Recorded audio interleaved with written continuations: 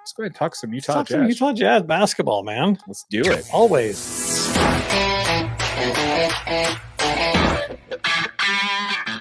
All right, so let's go ahead and talk a little bit about your Utah Jazz, shall we? Yes. Okay, so Yes, we should. give me your starting lineup for the Utah Jazz starting in October. Go. Okay. Are you ready? I'm ready, buddy. Keontae George, Colin Sexton, Mm-hmm. Cody Williams, Lauri Markkanen, and John Collins. Okay. Quick question on that. Okay, I'm ready. Cody Williams and Lauri Markkanen. Who's small and who's power? They're interchangeable. They're interchangeable. This is the NBA. Is the NBA pointless? There's no position. They're positionless? both shooting guys. So I mean, you can realistically switch. It's not like you have one guy that's going into the low post to beat people up. It's not like one of them's Karl Malone. Okay, so break it down. Why are these guys your pick for the starting lineup for Okay. Utah Jazz? So I actually really like this lineup purely because it gives you so much more shooting than the Jazz.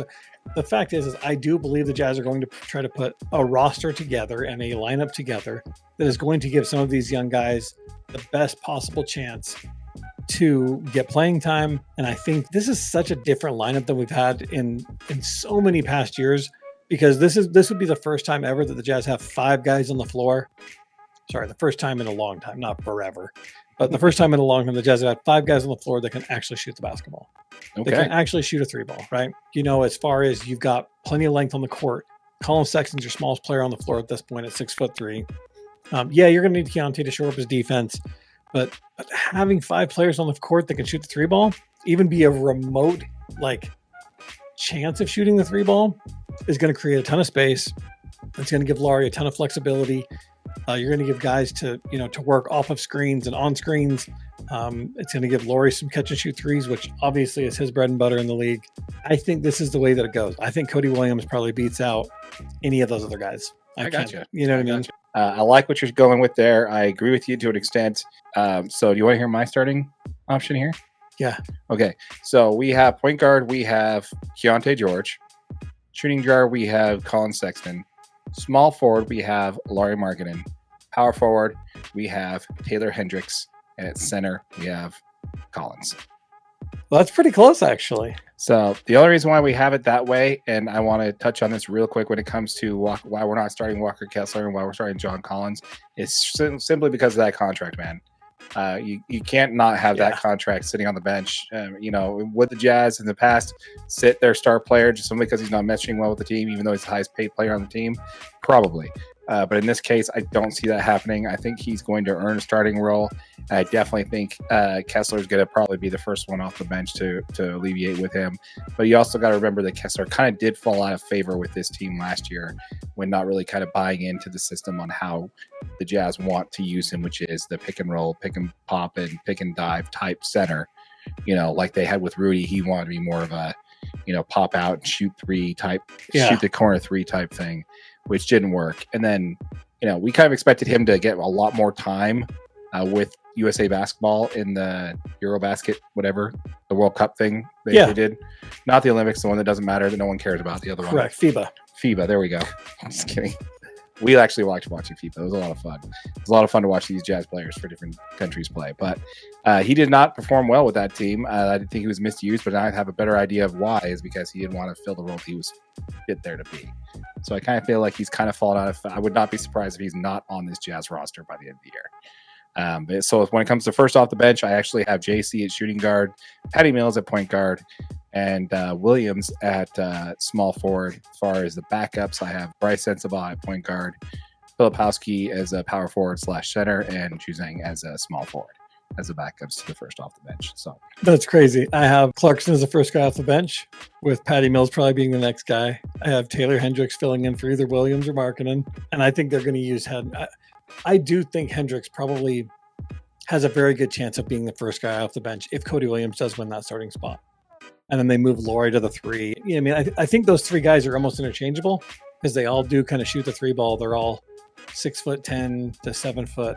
So I think they're going to try their best, obviously, to develop Taylor Hendricks and Cody Williams simultaneously. Yeah, see, I'm kind of thinking the same way on that, but I'm thinking the Jazz are going to be more likely Hardy's going to be setting the lineup, and he's going to try and win games versus the front office who wants to develop young talent. Yep. So that's why I think they're going to put in the established players and have Cody Williams be more of a development player when it comes to that, and kind of be the first guy off the bench, even though I think he has a higher ceiling than I think Cody Williams is a better player than Hendricks. I agree. 100% agree. Yeah.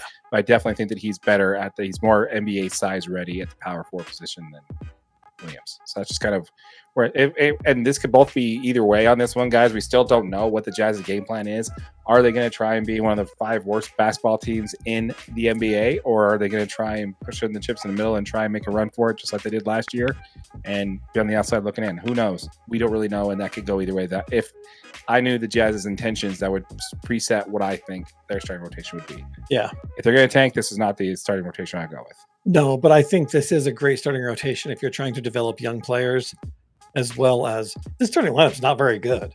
No. You know what I mean? Like Keontae George, as much as I love him as a player, he's not very good in the NBA yet. He's not winning you ball games. Colin Sexton, he's one of the better players on this whole roster, but he's still not winning you ball games. Mm-hmm. Cody Williams is going to be a rookie. Rookies make mistakes every single time up and down the floor. Lauri Markkanen is going to be the best player on the floor in all but 10 games this year. You know what I mean? Like he's just that guy.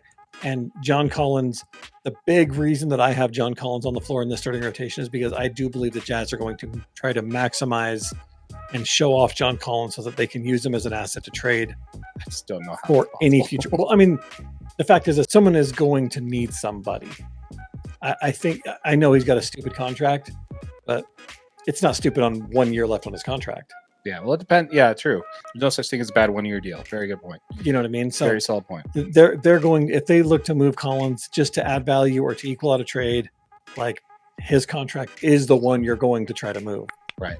So, I mean, like I was looking at some of the Brandon Ingram stuff that we talked about a couple of weeks ago, and I think Collins almost has to be involved in it. Right. Just based on contract values. Yeah. And I would actually think it would be a good move for the Jazz to go after Brandon Ingram for several reasons. I know I said in a previous video that I didn't agree with the Brandon Ingram thing. You changed your mind. But it's not the big game hunting move, though. No, it's not big game hunting. That's very much an ancillary move. That is Lauri a move Markkanen that moves you into the future to have a team. Yeah. He would be the top 50. If Lauri Markkanen's the top 30, he's the top 50.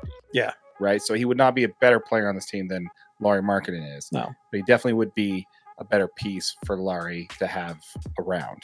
For sure. And then gravity, man. It's all about gravity. Whatever Keontae turns out to be, whether it's a shooting guard or a point guard, we'd love to see. We want to hear from you folks. Let us know in the comments down below. What do you think is going to be the Utah Jazz's starting rotation this upcoming season? We're about 3 weeks away from the first game, I believe. No, 4 weeks away from the first game for the Utah Jazz. So let us know in the comments down below what you think. We probably have camp starting here pretty soon, right? Pretty soon. Yeah, should be. Yeah, soon anyway. We're almost there. Yeah. By the way, did you see their Jazz's record on their not their record, but the Jazz's projected schedule? Wins. Yeah, because of the hockey team, they're going to be spending a lot of time on the road. Yeah. So it's going to be a tough road schedule. Now, keep in mind, it's going to be a little bit more balanced going into the future there between the Jazz and the Utah Hockey Club, because this was kind of like, you know what, hit the fan. We've got to figure out a way to get the schedule figured in. And the Jazz's schedule wasn't quite set yet, so they had a little bit of wiggle room there. And so that's why the Jazz kind of got the short end of the stick there. I think it's going to be more well-balanced going forward. It will be. If you guys didn't know, we've launched a sub-channel for your Utah Jazz called Utah Jazz DNA. This is where we'll be posting all of our Utah Jazz content first. The full unedited version of what we talked about today will show up on that channel first the day we record it, folks. The day we record it will show up on that channel. And also any subsidiary videos that we put on the main channel, DNA Sports Recap, will also show up on this one. Once this channel hits 1,000 subscribers, we'll be giving away one of those sweet new Utah Jazz black jerseys. So be sure to check those out. You're going to love it. We're going to be giving one of those away once we hit 1,000 subscribers on this one. This is our fastest growing channel, folks. We have more subscribers over the last 30 days on this channel than any other channel we have right now, which was crazy to see that growth. So if you're watching this on our main channel and you're watching us for the Utah Jazz, check it out. Check out Utah Jazz DNA.